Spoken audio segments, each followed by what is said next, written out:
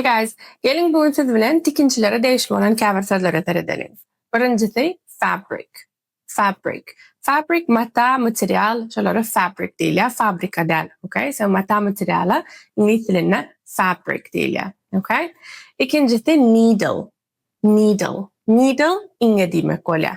Needle. Okay? Thread tapagay dilýär. Thread. Thread. Okay? Ondan sonra geliyor sewing machine.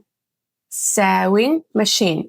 Biz biliriz E bilen W köp ýagdaýlarda kada laýyklıkda U dip okular. Mesela new, few, jewelry ýaly.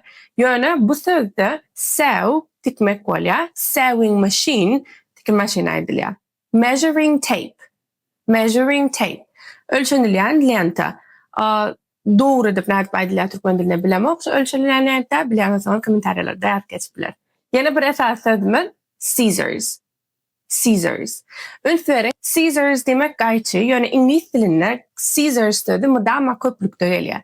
Yani siz a Caesar ya da scissors is deyip bilmeýär. Mudama scissors are. Okay? Ya İngiliz dilinde parny zady bolan zatlaryň hemmesi köplükde gelmeli. Okay? Scissors are.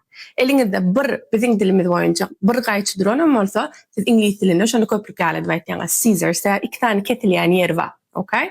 Edil şonu ýaly meselem glasses, jeans diýeňizde ünsberseňiz iki tane parny zatlar mudama are diýip gelir. Eger de meselem 5-6 tane gayçy diýjek bolsaň onu pair jübüt söz ulanmaly bolar. Meselem I've got 6 pairs of scissors, right? Men elimde 6 tane gayçy bar, 6 jübüt gayçy